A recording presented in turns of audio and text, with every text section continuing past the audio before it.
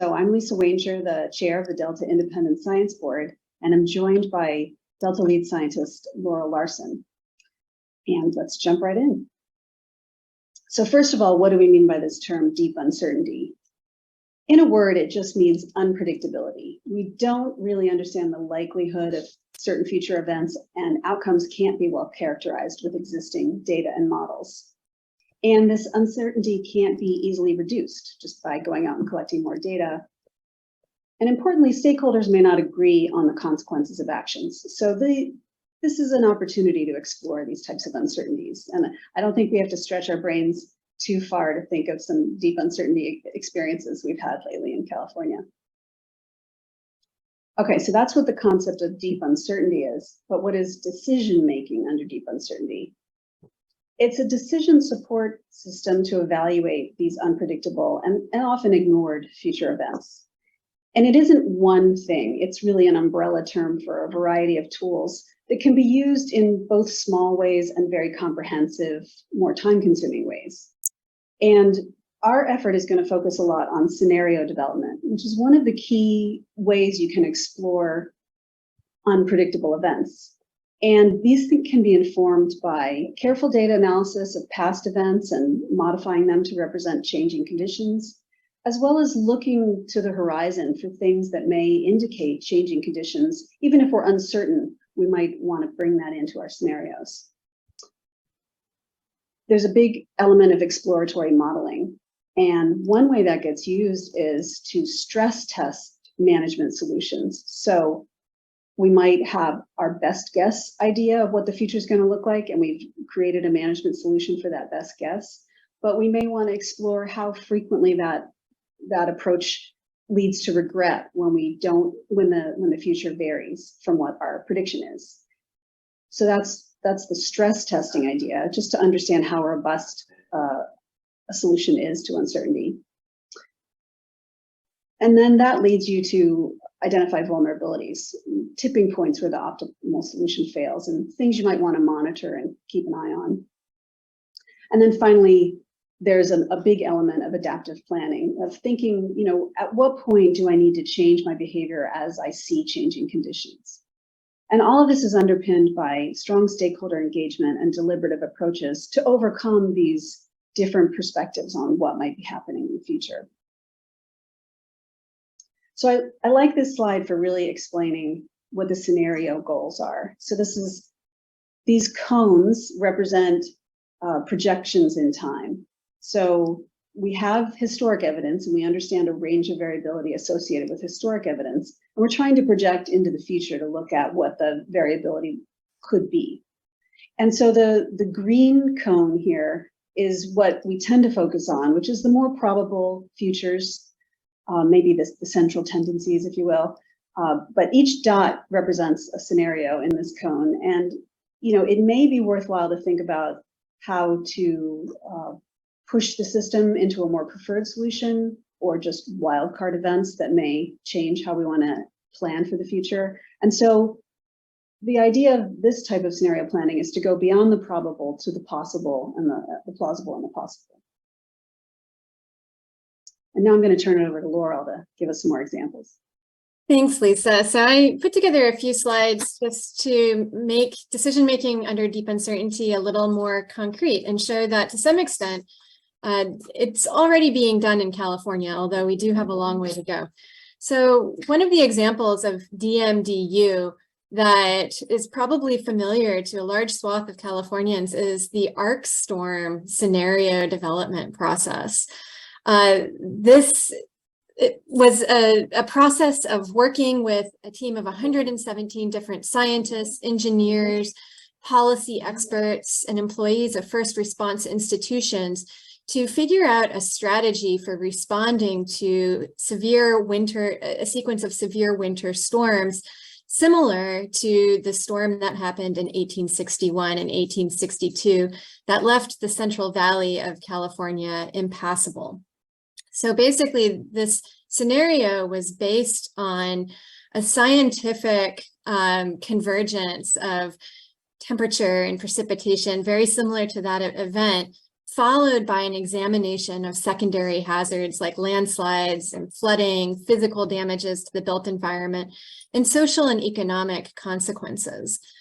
As a result of coming together and figuring out how they would deal with such a scenario as it unfolded, one of the things that I've heard is that agencies felt much more prepared to deal with situations like we experienced in this recent wet season. Next, Edmund. So ArcStorm is now in its second phase of development. A team is putting together a historical and a warmer future scenario that, unlike the previous ArcStorm that took place in 2010, are rigorously quantitative. So these scenarios were taken as the top 3 30-day precipitation accumulations in current and warmer climate across a swath of GCMs. And as I said, this scenario development process is underway, and we should see more information soon. Next slide. So Lisa had a really nice summary of some of the different approaches or tools that are used within decision-making under deep uncertainty, and these can be integrated in a strategy like a robust decision-making strategy. This is actually a figure that we'll hear about a little bit later in our seminar series. But one way to start by looking at this figure is to start with the decision framing step, which is basically describing developing the scope of an analysis through structured engagements with stakeholders. Developing the scope consists of looking at measures of performance, actions that can be taken by policymakers, what are the key uncertain factors, and then what are the mathematical relationships or even qualitative relationships among the different factors. And then from there, one would evaluate strategies across futures, and this could be done through a simulation approach, like a real-time simulation approach that engages agencies. It could be done in the modeling space, but it's basically a way to evaluate how those decisions play out under future conditions, where each future reflects one set of assumptions across uncertainties. And then Lisa mentioned the vulnerability analysis, which is basically using statistical tools to identify those future uncertain conditions that would lead strategies to perform poorly. And the decision relevant scenarios are pulled out of that analysis as concise descriptions of those futures in which the strategies do perform poorly, and that will likely need a different strategy to achieve acceptable performance. And so then, as you can see, this is an iterative process. One would re-engage stakeholders to define what those new futures and strategies should be based on both the vulnerability analysis and a trade-off analysis. New futures would basically be defined to expand the range of uncertainties or to focus on more specific combinations of uncertainties that are relevant to the choice of strategy in order to identify a set of robust strategies. Next. And this is an approach that's actually been taken to evaluate a number of different trade-offs for different climate futures in the Sacramento-San Joaquin Valley. And I won't say much of it now. I won't say much about this now because you'll hear more later in the seminar series.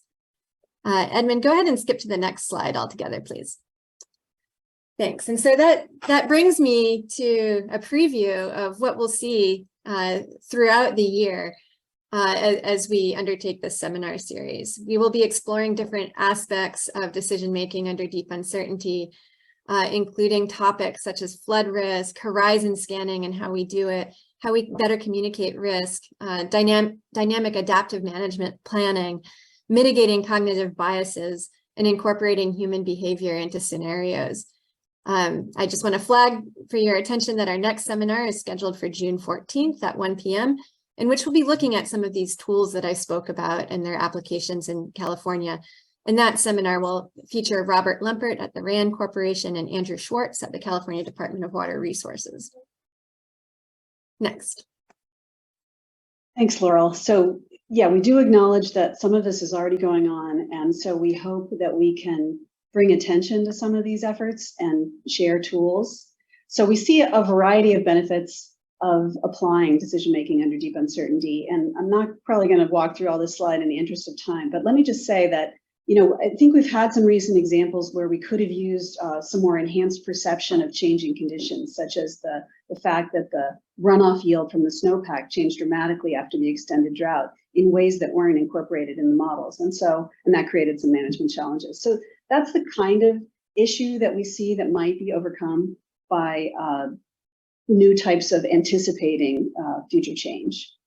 And I think there's a variety of benefits. And you'll hopefully by the end of the seminar series, you're going to agree that this provides a nice structure for anticipating and managing uncertainty and associated risks, and being better prepared for the future. So with that, I am going to introduce our speaker for today. Oh, public comments? Let's go. Turn off sharing. I get a lot of help here, and I appreciate it. Okay, we are thrilled to have Alice Hull joining us today to discuss what she's learned from her experience using concepts from decision-making under deep uncertainty to build resilience to climate change. She is currently the David Rubenstein Senior Fellow for Energy and the Environment at the Council on Foreign Relations, and she served as a special assistant to President Barack Obama and Senior Director for Resilience Policy on the National Security Council, where she led the development of a national policy to build resilience to catastrophic risks, including climate change and biological threats. That work included leading the Department of Homeland Security's effort to develop its first ever climate adaptation plan. So she's really been in the trenches making this practical, and some of the lessons that she learned from that are in a book she co-authored, Building a Resilient Tomorrow, How to Prepare for the Coming Climate Disruption. So with that, I'm going to turn it over to Laurel, and she's going to start us off. Well, Alice, welcome. We're really excited to have you chat with us today. And we thought we'd kick off this discussion by just inviting you to tell us a little bit more about how you got involved in climate adaptation planning, which led to the illustrious career that Lisa just highlighted. Well, thank you. Thank you, Laurel and Lisa, for having me here today. It's really my honor and pleasure. The work that you're doing is so important for not only California, but really the United States. So my hat is off to you and the team for taking on the important issues surrounding the Delta. So I didn't start my career in climate. I started my career in law, actually in California. I was chief of the major frauds unit, which is the white collar crime unit at the U.S. Attorney's Office in Los Angeles. I was chasing bad guys, mostly it was guys with briefcases who were stealing from banks and others. And then I went on to the Los Angeles Municipal and Superior Courts until I got a telephone call. And my career advice for those who wonder, how do you go from being a state of California judge to a policymaker in the federal government? Be nice to those you sit next to in law school. I sat next to Janet Napolitano, who was at that time the governor of Arizona. She called me when she was invited by President Obama to become the secretary of the Department of Homeland Security. And she said, do you want to join me in Washington? So eventually I said yes. My family and I all switched our jobs and our schools to move to Washington, D.C. I started with her as her senior counselor, and really in the very early days of my being at the Department of Homeland Security, which is the third largest agency in the federal government. And I should step back here. It's right behind the Department of Veterans Affairs. It's smaller than the Department of Defense, but it's larger than all the other agencies. It's this huge sprawling security agency that was born out of the events of 9/11. It's got Customs and Border Protection, our immigration services. It has FEMA, our emergency management services, TSA, the Secret Service, Coast Guard. So a whole range of different mission sets, and it was a shotgun wedding after 9/11, which forced all these agencies to work together. So when I arrived at that department in 2009, President Obama signed an executive order that required all agencies to engage in both cutting their emissions, but for the first time ever in adaptation planning. And unfortunately, in Washington, at that time, working on climate change was not viewed as a career enhancer. It was a bit viewed as a politically toxic football. I mean, that still occurs here in Washington. But I was the new person, so essentially it was, oh, give it to her, she's new. And I was tasked with figuring out what this very large security agency should do about planning for climate change.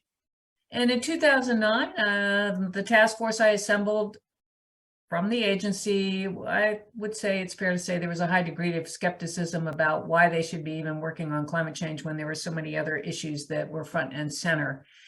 And so as we embarked on our work, this was probably a little bit insubordinate to the president, but we asked ourselves, the first question is, does DHS even need to care about climate adaptation in 2009? And as we heard from climate scientists across the federal government, and we had access to scientists from NASA, NOAA, USDA, you name it, the conclusion for all of us was DHS should care deeply. I would call it an aha moment when we realized how climate impacts, flooding, extreme heat, drought, sea level rise, you name it, affects everything that the department does. And so we wrote this first climate adaptation plan. And then as a result of that, eventually, when Janet Napolitano left to run the University of California system, I was invited to join the White House, where eventually I did oversee the Resilience Directorate in the National Security Council, where I worked directly on adaptation policy, as well as other policies, but adaptation policies for climate change for the federal government.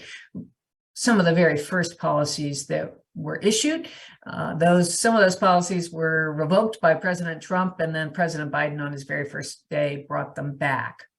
So that's how I got started in adaptation work. And then since leaving the Obama administration, I've been at think tanks where I continue to focus on ways that we can do better in understanding the risks that are already here, and importantly, those that are destined, and better prepare our infrastructure, our systems to withstand those impacts, and really that we can thrive in a warming world. It remains a challenge. I think our adaptation efforts here in the United States are not where they need to be in order to protect all of us from the changing world.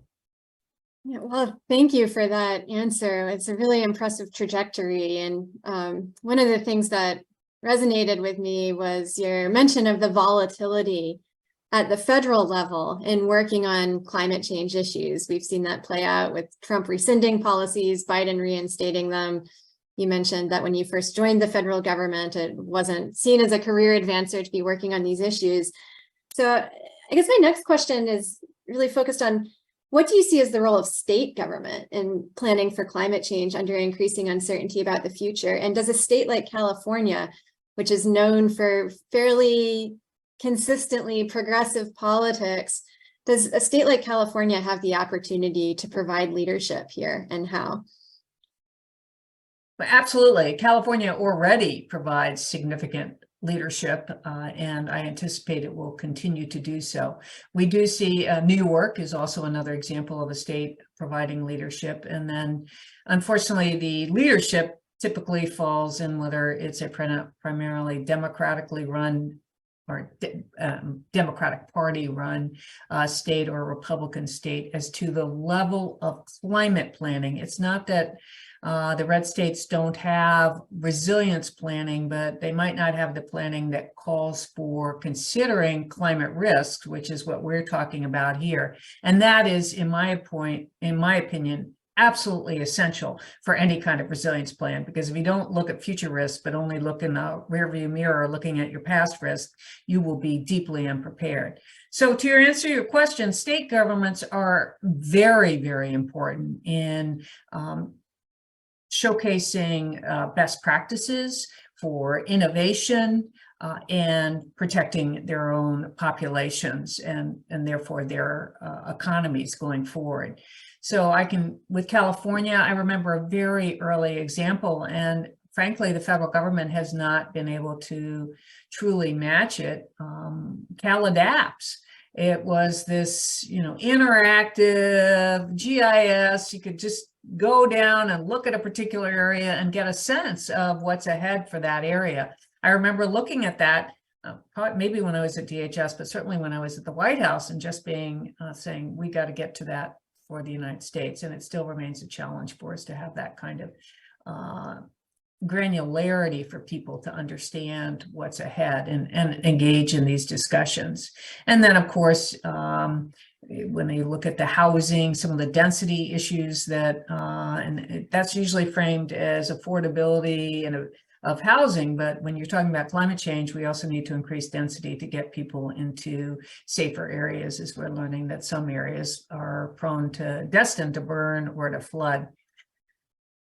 So states, as we see the flip-flop on the national level, can continue to drive resilience. I think that states can't do it alone. And the Delta work has shown this, not so much, it's just shown that we need to have regional planning. And sometimes that planning is going to cross state lines. And unless you have some other entities that can assist with that, the federal government could assist with that in ways of providing money for regional planning and providing incentives.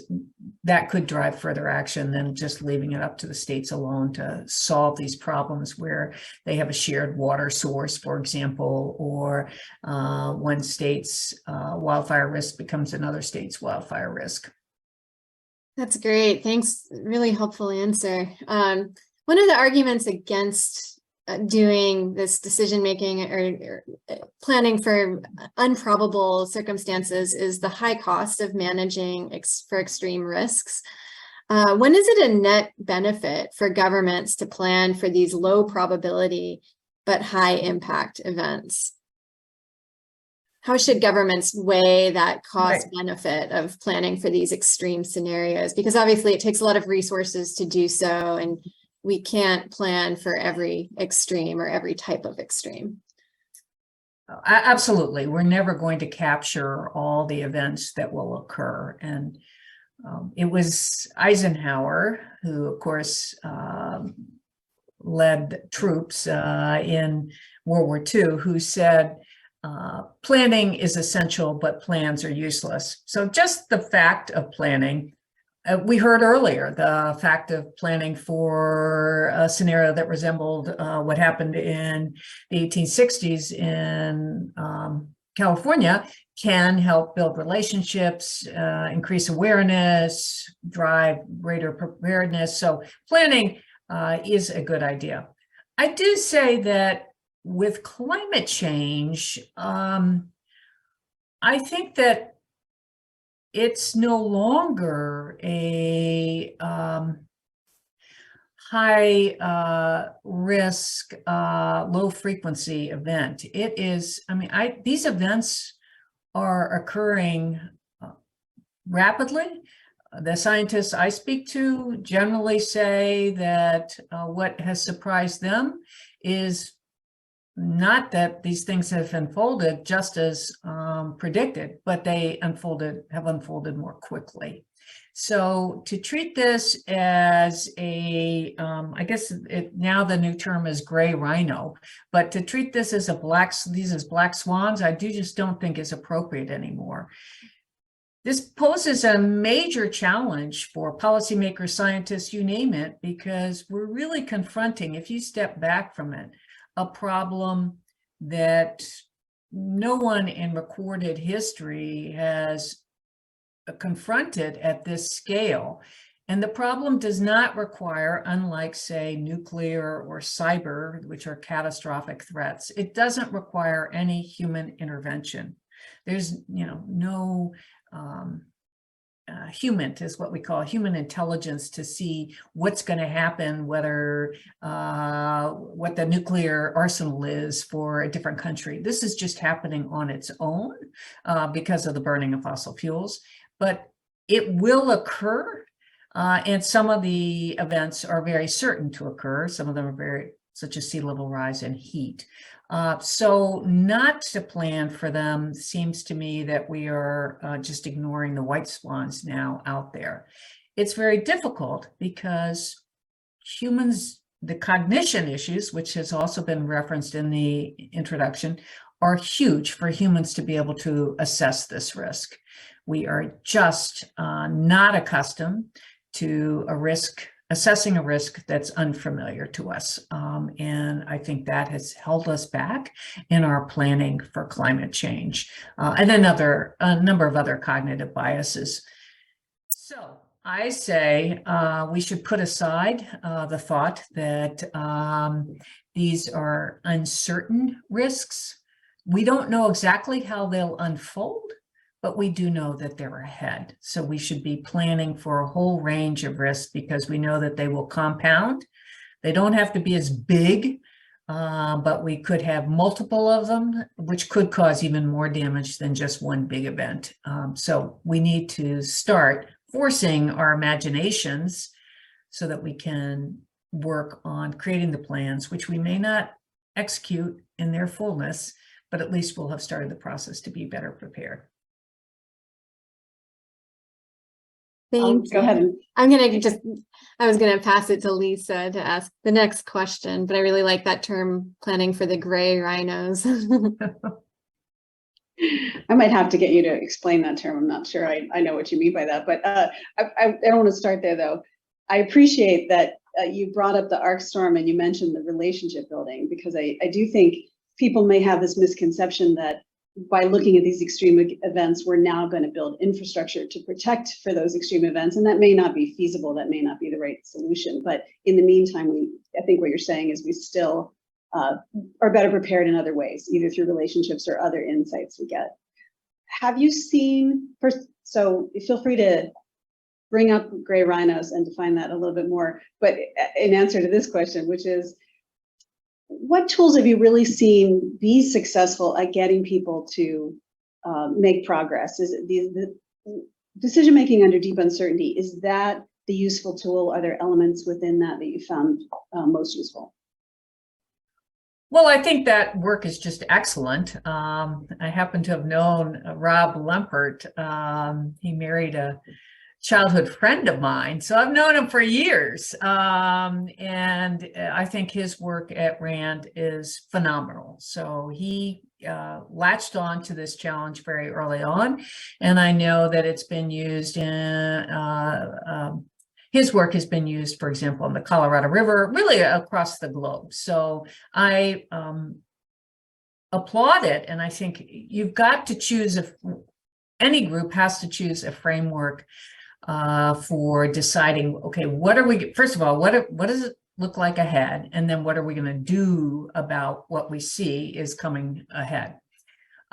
So I think RAND's work has worked successfully in a number of areas. Another area that I have more direct involvement was when I was in the White House. Some of our international aid agencies requested help. They said, look, we are handing out a lot of money to countries, and we don't have any idea whether that money, the investments we're making, will withstand the future impacts of climate change.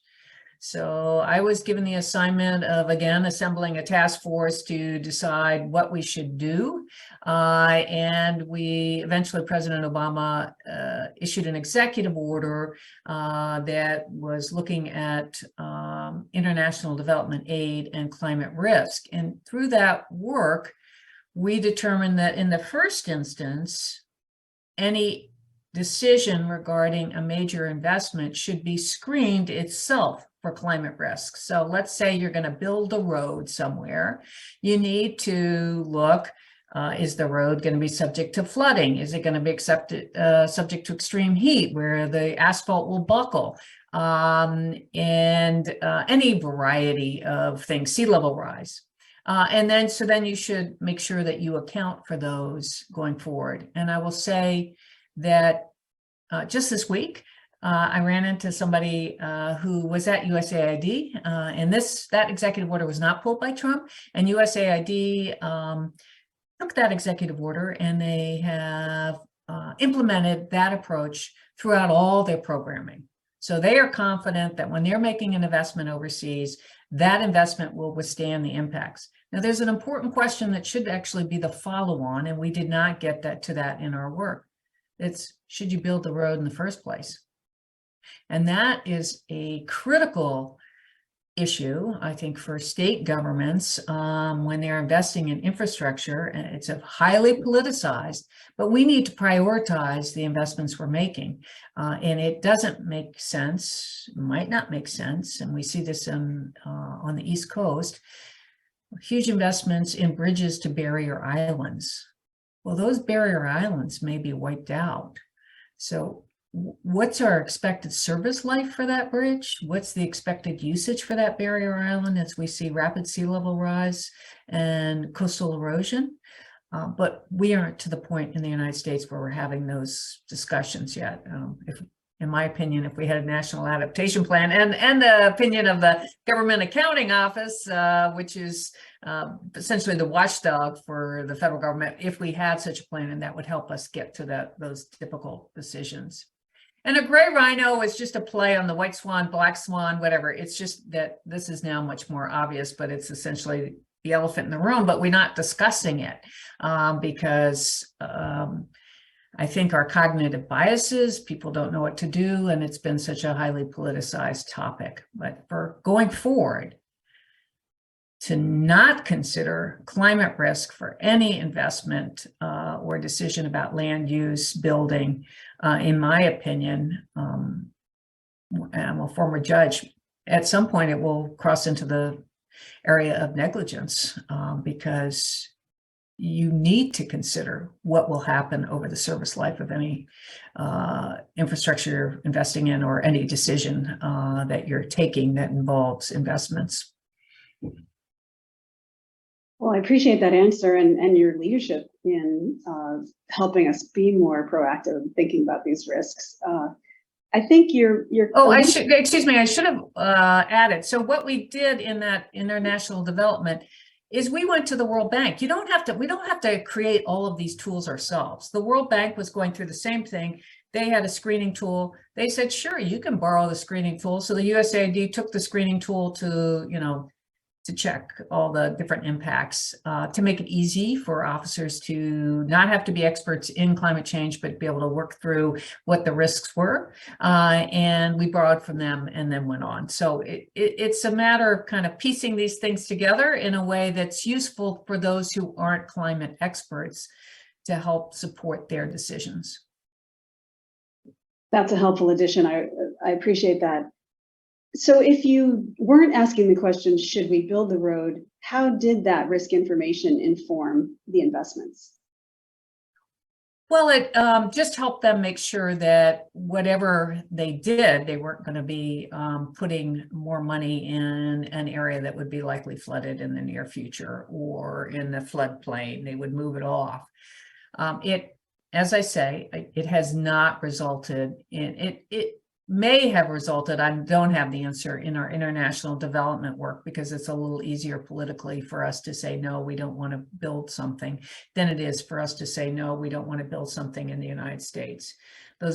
Take my barrier island example, those islands and the elected officials there are highly dependent on tourism dollars to sustain their communities. So to cut them off with no bridge means that community will atrophy and suffer severe economic consequences. So what we have, the system we have right now in the United States, the former head of the Army Corps of Engineers described it to me as essentially it's like we spread a very thin layer of peanut butter in all of our investments, but we don't really make the choices about which investments are of the most value to protecting the most people or whatever metric we use. We haven't gotten there yet. So in your ideal world, how would we use these economic factors to prioritize these investments? Well, I think it's economic factors, but I think there's also equity factors, and certainly FEMA, the Federal Emergency Management Administration, has been criticized for solely looking at economic factors such as the value of property, because if you only look at the value of property, because of historical discrimination and other factors, you're going to find that white communities own more highly valued property than Black and Hispanic, Latino communities, Asian communities. And so we need to come up with different metrics, and FEMA has begun to work on that. So it can't be solely economic metrics to do that. But in any of this, it's a question, I think, of emphasizing the gains that come from greater investments in risk reduction measures. We don't have a really sound economic modeling on this, and our cost benefit analysis is not as strong as it should be, in my opinion, but through FEMA and the National the Institute of Building Sciences, we've come up with a metric that measures the value of certain federal programs in reducing risk. And we found that, for example, if you have stronger building codes, for every dollar you spend, you save $11 in disaster recovery costs. Over all the programs, it's about $4 to $6 for every dollar invested. So if you look at the choices that you're making now, to factor in that as a rough estimate, if you're looking at future risk and reducing future risk, you'll have a big payoff, is very important, and to keep that in mind. It's a real challenge. I'm not going to downplay it. We don't have the building codes, the model building codes yet that account for climate risk. We really don't have we have infrastructure guidelines. We don't have infrastructure standards. This is all the planes being built as we fly or are flying it. And of course, then we have an overlay of political noise that makes it difficult sometimes for some groups to make progress on these issues. And so that's why I said earlier, we are really remarkably unprepared in the United States for what's ahead, given our wealth. Over, I think it's about half of the states in the United States do not have a disaster resilience code, and that's just resilience to the types of events we've experienced in the past. It's not to future climate events. And some of those states are in our Gulf states, which are, of course, heavily influenced by sea level rise, heat, and bigger storms. Thanks, Alice. And Lisa, if you might, I was just texted a question actually by Michael George, the former Delta water master. And it's a question that pertains to the context of investment. And he says, it seems like insurance availability needs to be aligned with climate risk beyond public investment in infrastructure. How do we do that? Well, I do chair for the California Department of Insurance, a working group focused on climate change and insurance. As far as we know, we're the only group that's out there within the 50 states, and we issued a number of recommendations, which California has already acted on. But honestly, availability of property insurance is going to be a challenge going forward with climate change. You've already experienced that in California with wildfires. What you will see is that because insurance companies only write insurance policies on an annualized basis, that you get your contract once a year. If there's a really bad year, they can move away and just stop writing.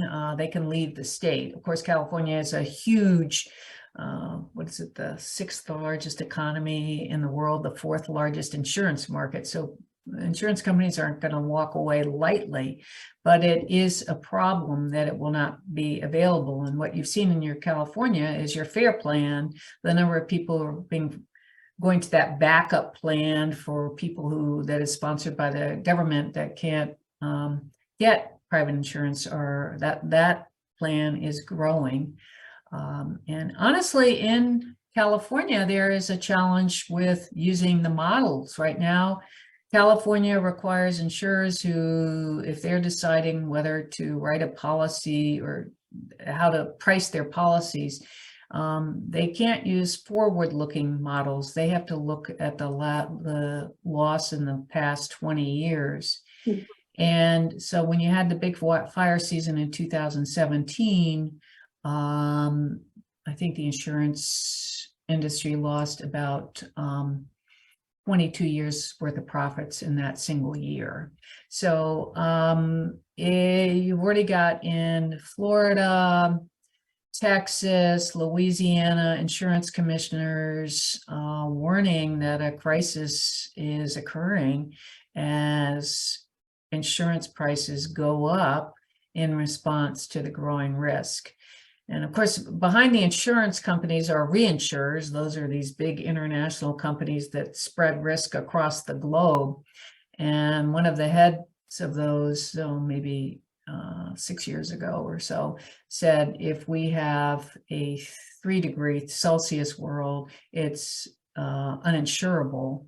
And then most recently, just last month, the head of the largest insurance brokerage in the United States testified before Congress that climate change was destabilizing the property insurance market. So the solutions, we have recommendations, but it's going to be a major challenge because prices, if you charge actuarially sound, that means prices that reflect the true risk. Prices for insurance are going to go up.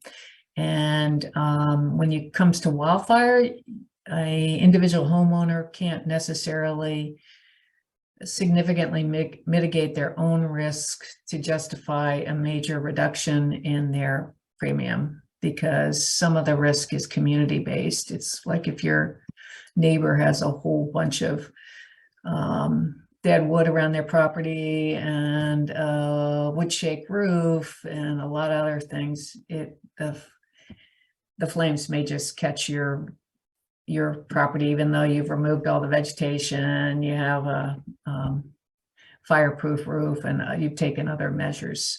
We just don't know enough about the dynamics of wildfire to be able to stop it at the line of a neighbor's property. Thanks, Alice. And just to set the record straight, the question actually came from Jay Ziegler, the current Delta Water Master, who has apparently inherited Michael George's phone, and I just need to update my contact list. That answer, though, and some of your previous answers really underscored the role of economic modeling in decision-making under deep uncertainty, particularly economic modeling that is linked to some of these climate change forecasts. So I think that really illustrates a potential role for scientists in this field of decision-making under deep uncertainty. But a question for you is how can scientists actually facilitate the adoption of these practices by the government? And is there a role that's currently untapped or poorly explored? Well, I think scientists, and it may not be a comfortable role for them, but to be communicators on this and communicate it in a way, not for your peers in the scientific community, but for the average person to understand it. And I think that can be a challenge for a variety of reasons, particularly academic scientists who are making their way towards tenure and have to be concerned about how they're viewed among their peers and not stepping out and talking about fields for which they are not the known expert. But when you talk about what role they could play, you could pick any area as a scientist with knowledge, in my opinion, and be helpful. You could pick land use, you could pick building codes, you could figure out how to make data usable. Talked about communication of risk. We are just at the beginning of this journey, and we simply don't have enough applied science to help communities make the decisions that they need to make. And that comes down to, it could be figuring out how do you downscale the modeling to make it relevant for the decision levels that are involved. It could be exploring ways to share data in a manner that people can more readily understand. We still need the research. We need the climate research. I'm not suggesting, but I think we have a lack of applied science in this field. And it could be co-production of science. It can be a variety of ways. But we're beginning to see universities step in and taking a much more interdisciplinary approach with this. And it is an interdisciplinary problem. And I think that adds to the challenge, because people make their careers within one discipline, but this problem requires you to look across disciplines and work with people across disciplines to find solutions. So to the extent that we can, if you're interested, that scientists work to bridge those gaps and communicate science that's relevant to those who need to make these decisions about what their future land use will be, what their investments will be, where people will live, where they'll work, how they'll move, what their infrastructure looks like. I mean, it's just astonishing to me. Most of our infrastructure is built from the 1950s and 60s, based on rainfall patterns that were probably from the 40s. All of that needs updating. We need to figure out how to avoid having so many outages. You can just pick any area, and it needs scientific acumen to improve the choices that are being made. Well, we hear what you're saying. There's a lot to do. Thank you so much for talking about that. And of course, the data availability has so many equity implications too, because rich communities can afford the consultants, but we need to get data more available to all communities, and to let them know how to act. So we appreciate that. Well, we've had some questions coming in, so I'd like at this point to turn it open to the audience and accept some questions. Yes. So if you do have a public question for Alice, please use the raise hand function in Zoom. We currently have two, one from Alf Brandt and one from Deirdre Desjardins, and we will go in the order that I called your name. Feel free to briefly introduce yourself to Alice if you want to. Thank you. Alf, you have the ability to unmute your microphone. Hi, this is Alf Brandt. I'm counselor to the Speaker of the Assembly, and I've been doing water and Delta water in particular for about 30 years. And so my question for you moves from the science to the policymakers. And the question about, just as they asked about how the science can do it, we get requests for infrastructure, and we're looking at trillions of dollars for redoing water infrastructure that got built in California after World War II, basically. And so, it's coming to the end of its useful life, or it's already there. How do we prioritize? Because everybody's asking for money. We're in the middle of a budget process. Everybody asks for money for, this infrastructure will fix this problem. And this is why this is the most important. And so can you tell me, how is it you would advise policymakers to engage in that prioritizing? How are the standards, and including dealing with equity? Because a lot of the infrastructure, because of the Corps of Engineers cost-benefit analysis, the flood infrastructure in the Tulare Basin, for instance, where the lake is coming back, that infrastructure has been prioritized based on who has the most economic value. And so the little communities that don't have the economic value don't have the infrastructure. How do we balance all these things and take it into the science and maybe direct scientists to answer questions? Or what do we do? How do we frame that to get to a priority system for making us resilient, our infrastructure resilient to climate change? Well, it is a very difficult problem because also there are a lot of politics involved with this. But at a minimum, you need to pull together the projects that are in play. And then you need to establish your metrics, and it could be the number of people served, the longevity of the project. It could be a whole host of metrics that would need to be worked through on a policy level and probably socialized with communities to make sure that we are getting to the concerns that should be present in any decision. And, it's a little like any big decision in our own lives. If you own your own home, are you going to spend it on the roof? Or are you going to spend it on a new HVAC system or whatever you're going to do when you have limited money? But what's going to serve your interest best? And the most important thing is to, in my opinion, is to figure out a framework for doing this.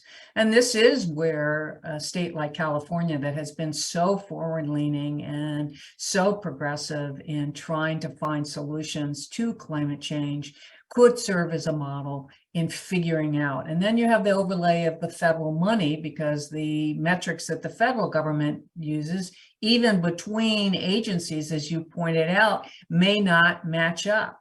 But to start that work of, okay, what are the projects we want to are in this pot, and then what are the metrics we're going to measure those against, and then what is our list, and then you publicize the list.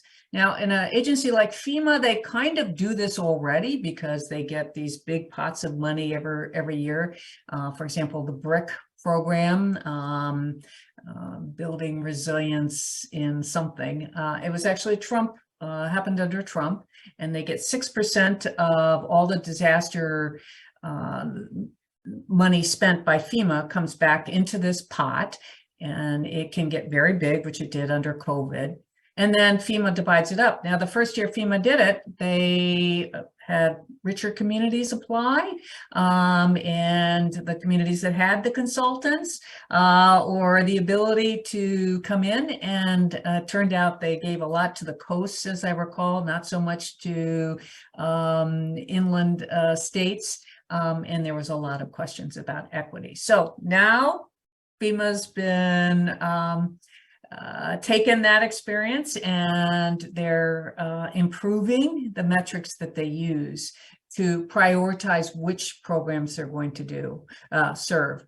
But I think in any of the program, we're going to have to look at how many people are served, because that should be, or whatever the interests are, we don't want to be building the bridge to nowhere just because it's a resilient bridge. So it's going to have to be thinking through those things. Not an easy task, but it's one that calls for leadership, and the first iterations, I think, will shape what occurs in many places going forward, because this is a problem that will have to be solved if we want to build successfully in a resilient way. Thank you. Our next question is from Deirdre Desjardins. Deirdre, you have the ability to unmute your microphone. I don't know if, I hope this panel will look into the issues with the ArcStorm 1.0 modeling, which was structured to be similar to the 1862 flood event. So you're probably not aware, but following the ArcStorm 1 scenario, which was done by USGS, Mike Dettinger was the lead, there was kind of a systematic denial that the levee system, the Sacramento Valley levees, couldn't handle an 1862 size flood, or that they couldn't handle the ArcStorm 1 scenario. And this has carried forward into some of the NGOs that I work with, it was a bit embarrassing when one of them published something recently during the storm saying, "Oh, this is all gloom and doom, and the Sacramento Valley levees can handle a repeat of the 1862 flood because it's about the same size as the 1997 flood."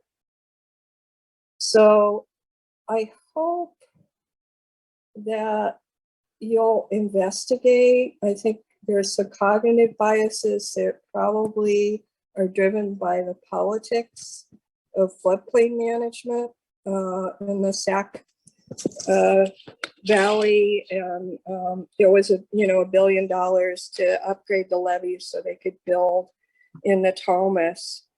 But it's been a real barrier, and I have been advocating for modeling of use of modeling of flood flows that are higher than the existing flood system capacity, and even getting that for the San Joaquin River, where we know that the system capacity is going to be exceeded, has been very difficult. A lot of people just want to make investments based on earmarks rather than prioritizing based on modeling. So I would like to ask, if you have some experience with that kind of history, or how you can handle it when a group of large and powerful stakeholders is adverse to even considering the modeling. So I do want to note that we are at the end of our time, but Alice, if you just wanted to provide a quick response to Deirdre's question about how we overcome cognitive biases or biases that might be politically motivated, I think that would be helpful. Well, absolutely. This is going to be it is a fraud area because it's going to involve change, and people get nervous about change. What will it mean for me? And some people will perceive that they're losing as a result of choices being made. The political arena, the special interests, the skepticism about climate scientists all make this a extremely hard area to navigate. My response would be, we need to continue to navigate it. We know that people are at risk. We know that great harm could occur. We rest on the science. For you all, of all people, you are scientists, and will rest and be guided by the science and continue to move forward. I'll just leave you with this. When I was in the White House, I had my aha moment. I really saw that climate change would affect everything, and that we needed to desperately change our approach. And I remember that one day somebody stopped by my office and said, "Oh, Alice, you're getting a reputation." And I said, "Oh, for what?" And they said, "For caring too much about climate change." And I said, well, that really mostly tells me that that person hasn't been exposed to what the risks are involved with climate change. So we have cognitive biases. We have a lot of politicization, but at the end of the day, what can guide us is the science and the knowledge that there are lives to be saved, property to be preserved if we make better choices. And so we're going to have to continue to discuss and find ways to move forward, even in the face of barriers and obstacles. That's all I can say, because that's what I chose to do, even though I was getting a reputation.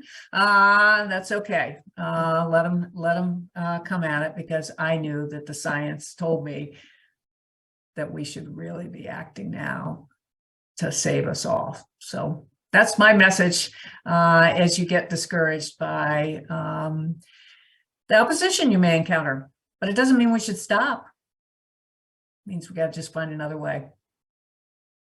That's really wonderful, Alice. Thank you. I think you've given us a lot to think about, a great vision to keep persisting, and we'll really take your remarks to heart as we move through this effort. So we really want to thank you for the time spent with us. And at this point, the Delta ISB will take a 15-minute break, and we just thank you so much for joining us. Thank you. all. What a pleasure.